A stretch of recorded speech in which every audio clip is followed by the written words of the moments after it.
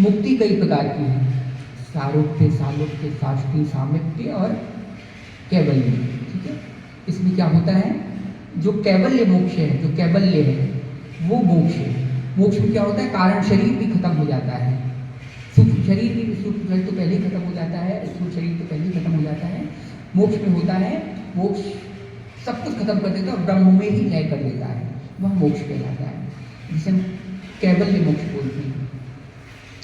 ठीक है, लेकिन एक और होता है, वो मुक्ति होती है जिसमें कारण शरीर नहीं खत्म होता, जिसमें मन बुद्धि इंद्रिय रहती है।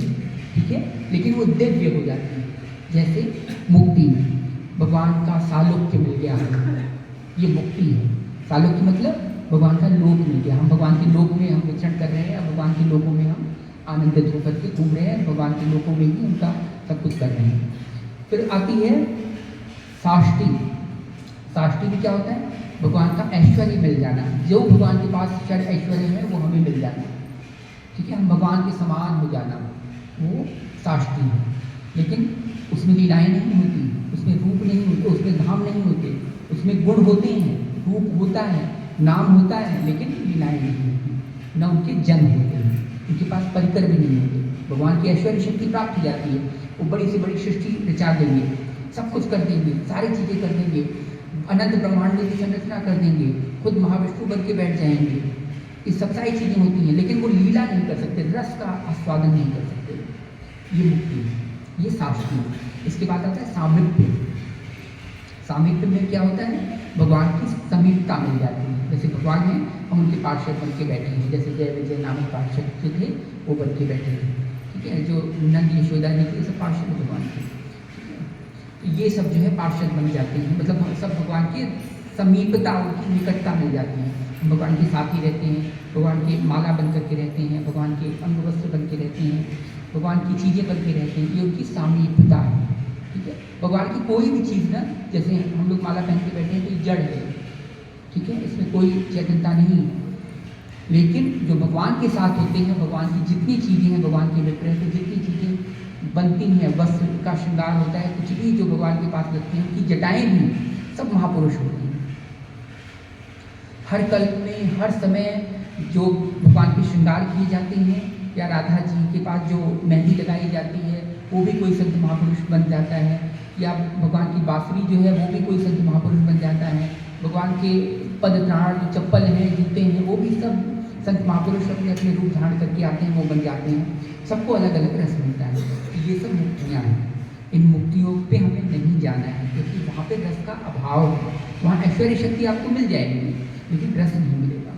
समीपता मिल जाएगी भगवान की, लेकिन वहाँ रस का लोप हो जाएगा। जो हम रस प्राप्त करते हैं ना भगवान से प्राप्त, मतलब समीपता होने के बावजूद भी रस जो प्राप्त करते हैं, ऐसा नहीं रस नहीं मिलता। रसो वही से एक बार जो मिल गया तो फिर आनंदो ब्रह्म की विजयनाथ हो जाता है, वो अलग चीज़ है। रस मिलता है, लेकिन आनंद में भी जो रस का है, रस मतलब रस में भी रस है। जैसे नींबू है ना, नींबू का एक सत्व होता है, जब नींबू को पूरा मंथन करके या जला करके एक सत्व निकलता है, वही मेन चीज़ नींबू का है। उस तत्व को निकाल दिया जाए तो नींबू पानी के समान है, उसके अंदर कोई तत्व नहीं, न विटामिन ए, न विटामिन सी, न कोई भी चीज़ उसके अंदर नहीं है मौजूद, न कोई मिनरल, न कोई कुछ। तो वो जो सत्व है वही जो है रस है, उसी को रस बोला जाता है। आम होता है ना, आम, उसकी मिठास भी अगर निकाल दी जाए और उसके जितने सारे न्यूट्रिएंट्स हैं वो निकाल दी जाए, उससे सत्व बोलते हैं, वह रस है, वही तत्व है। उसी तत्व को हमें प्राप्त करना है। इसीलिए हम मुक्ति हमें नहीं चाहिए, हमें मोक्ष भी नहीं चाहिए। मोक्ष तो बिल्कुल नहीं चाहिए। मोक्ष तो ऐसी चीज़ है कि एक बार गए तो गए काम से, मतलब ऐसा हो गया जैसे व्यक्ति दुखों से छूटने के लिए आत्महत्या कर लेता है ना, वो मोक्ष है एक तरीके का। इसके बाद फिर वो गया, काम से गया, फिर अनंत जन्मों तक भटकता रहे और उसको दुख मिलता रहे। हालांकि ऐसा नहीं है, मोक्ष में भी बहुत आनंद मिलता है, अपरिमित आनंद मिलता है, जो हम आनंद सोच नहीं सकते।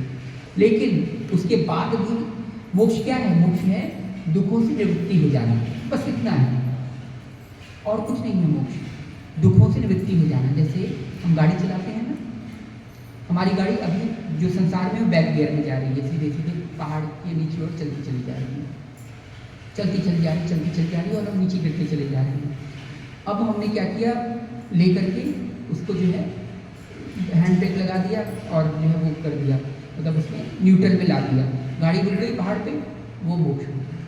वही मोक्ष, न्यूट्रल हो जाना हर चीज़ से, मतलब न सुख न दुख की अनुभूति न कुछ नहीं, ये मोक्ष का जो है लक्षण है। लेकिन जब हम फर्स्ट गियर में लगाते हैं तब वो भक्तों की स्थिति प्रारंभ हो जाती है, उसमें भक्तों की स्थिति प्रारंभ हो जाती है। तब हम शांत भाव से, मतलब शांत भाव तक शुरू हो जाता है, योगियों की स्थिति प्रारंभ हो जाती है। मोक्ष ज्ञानियों की चीज़ है, जो ज्ञानी होते हैं वो मोक्ष की कामना करते हैं, आशा करते हैं। लेकिन जो योगी होते हैं वो शांत भाव तक रहते हैं। शांत भाव सब समझते हैं? शांत भाव मतलब भगवान महाविष्णु का ध्यान करना, भगवान शंकर का ध्यान करना, ये शांत भाव है। इसमें भगवान की बस ऐश्वर्य शक्ति आपको प्राप्त होती है और कुछ नहीं प्राप्त होता। शांत भाव मतलब निवृत्ति हो जाना, लेकिन वो आनंद मिलता है। ऐश्वर्य में भी आनंद है ना, ऐश्वर्य में बहुत आनंद है। ये जो मैं बता रहा हूँ तब की बात है जब आपको वो रस मिल जाएगा, तब वो आपको, अगर आपको रसगुल्ला मिल गया तो गोबर का गुल्ला जैसे खा रहे हैं ना, उस तरह का शांत रस मिलेगा आपको। लेकिन जब आपको कुछ भी नहीं मिला है तो गोबर का गुल्ला भी आपको रसमय प्रतीत होगा, तो वो चीज़ है।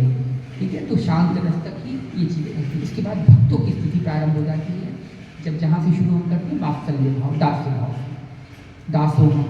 आज वृंदावन में भी कई सारे संप्रदाय हैं जिनके आगे दास लगता है, आपने देखा होगा। दास क्यों लगाया जाता है? अपने अहंकार का दमन करने के लिए। उसमें हम नहीं नष्ट होते कि मैं खत्म हो गया, मैं नहीं खत्म होता, लेकिन मैं के साथ एक और जोड़ दिया गया कि हमारे ऊपर कौन है, हम उनके दास हैं। घनश्याम दास या जो भी अपना नाम है श्वेताब दास, इस दास को हमें स्वीकार कीजिए। क्या ये दास ऐसा कहना चाह रहा है? इससे अहंकार को निवृत्ति होती है, मतलब अहंकार का दमन होता है। मैं और मेरा ज्ञानियों का खत्म हो जाता है, लेकिन भक्तों का मैं और मेरा रहता है। लेकिन उसके साथ क्या जुड़ जाता है? मैं उनका, वो मेरे, बस इतना हो जाता है और कुछ नहीं।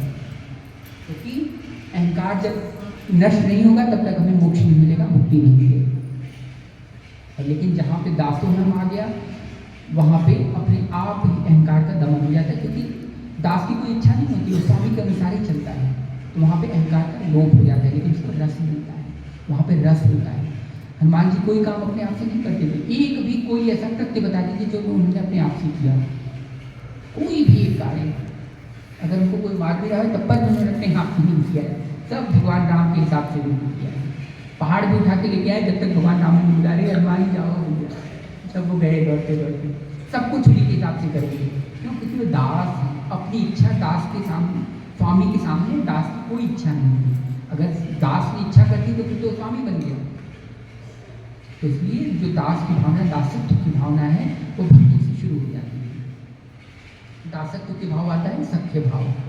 सख्य भाव सब जानते ही हैं, सखा रूप में भगवान से वो करना। जैसे जितनी भगवान की सखाएँ थी, जो गोवर्धन पर्वत पे या गोवर्धन क्षेत्र में जितनी भी लीलाएँ हुई, सब सख्य भाव में हुई भगवान की। यहाँ पे कोई भी लीला ऐसी नहीं हुई कि जो माधुर्य भाव में हुई। ठीक, यहाँ सारी जितनी हुई सब सख्य भाव में हुई। यहीं पे तो ब्रह्मा का दिमाग चकरा गया था, बोले अरे ये कैसे भगवान है, ये जो है बताओ ये झूठा खा रहे हैं। अरे जैसे हम जैसे, खैर वो तो ब्रह्मा हैं तो उनकी तो बात ही अलग है। हम लोग तो छोटी छोटी बातों भगवान की इसमें भी वो कर देते हैं कि अरे भगवान ने ऐसे कैसे रास कर दिया, इसमें साथ कैसे ऐसे आ गया। ये हम नहीं जानते कि वो स्त्रियाँ हैं कि क्या है। तो वो तो ब्रह्मा जी हैं, ब्रह्मा जी ने भी देख करके, और भगवान की शक्ति एक मनुष्य तक में हम लोग बुद्धि लगा देते हैं। नॉर्मल एक मनुष्य बैठा उसमें बुद्धि लगा देते हैं, ऐसे कैसे कह दिया, तो वो तो भगवान है। तो वहाँ ब्रह्मा की बुद्धि लग गई। तो जब ब्रह्मा ने देखा कि अरे ऐसे कैसे भाई, इन्होंने ऐसे कैसे कर दिया, और ये सखाओं के मुख से जो है जूठन छीन छीन के स्वयं खा रहे हैं, ऐसे तो भगवान नहीं हो सकते। ये कोई भगवान है, वो भी अनंत। बोल रहे हैं कि कल्पों के बाद जो मनवंतर पड़ता है उसमें जो है पूर्ण ब्रह्म श्री कृष्ण आए हैं। अन्य में तो युगावतार होता है ना, अन्य में छोटे छोटे श्री कृष्ण आते हैं, मतलब संपूर्ण शक्ति उसमें नहीं आती है। जो अभी का जो युग बीता है, जो कि द्वापर युग बीता है, इसमें पूर्ण श्री कृष्ण आए थे। हर कल्पों में 14 कल्पों के बाद, 14 मनवंतरों के बाद एक बार श्री कृष्ण का पूर्ण अवतार होता है, जहाँ पे भगवान श्री कृष्ण आते हैं, स्वयं आते हैं अपना रस बरसाने के लिए। हर अवतार में भगवान राधा रानी के साथ नहीं आएंगे। क्या भगवान अनंत लीलाएं नहीं करेंगे, रस का वर्धन नहीं करेंगे, महाराज नहीं करेंगे। लेकिन इस वाले जो भगवान आए थे अभी हाल ही में, जो द्वापर में 5500 वर्ष पहले, तब भगवान ने विभिन्न लीलाएं की थी, सबको रस प्रदान किया था। और अनंत युगों से चिर संचित अभिलाषा जो गोपियों की थी, जो जीवों की थी, सबको जीवत्व रस प्रदान किया था भगवान ने, अपना रस प्रदान किया था। तो ये वाले श्री कृष्ण पूर्ण ब्रह्म इसीलिए कहे जाते हैं कि श्री कृष्ण पूर्ण ब्रह्म है। तो हम कहाँ पे थे? ऐश्वर्य शक्ति पे, सख्य भाव पे। भगवान ने गोवर्धन में जितनी लीलाएं की हैं सब सख्य भाव से की हैं, और वृंदावन में जितनी लीलाएं की हैं भगवान ने सब माधुर्य भाव से की हैं। वहाँ पे सब माधुर्य भाव, वहाँ पे नंद यशोदा का भी प्रवेश नहीं होता है, वहाँ पे सख्य भाव का भी प्रवेश वर्जित है। वृंदावन में सिर्फ माधुर्य भाव का प्रवेश है। वहाँ सिर्फ भगवान को वो मेरे प्रियतम, मैं उनका प्रेयसी, बस इसी भाव से वहाँ पे वृंदावन में वो चीज़ें की जाती हैं। हालांकि माधुर्य भाव में भी सख्य भाव भी इंक्लूड हो जाता है, दास्य भाव भी आ जाता है, वात्सल्य भाव भी आ जाता है, शांत भाव तो छोड़िए, शांत भाव से क्यों बात करें, मतलब यहाँ तक सारी भावें आ जाती हैं। लेकिन जो यहाँ पे है, जैसे गोवर्धन में, यहाँ माधुर्य भाव नहीं आता, वात्सल्य भाव में माधुर्य भाव नहीं आएगा, सख्य भाव में माधुर्य भाव नहीं आएगा। माधुर्य का जो रस होता है वो एकमात्र और एकमात्र कहाँ मिलता है? वृंदावन में। तो भगवान ने सारी लीलाएं बनी की हैं। तो हम कहाँ पे थे? हम कहाँ से लीलाओं पे आए? नहीं, भाव से आगे नहीं, मन पे। हाँ, तो मैं मन पे था। तो मन को कंट्रोल कैसे किया जाए? हम बड़ी बड़ी बातें कर लेते हैं कि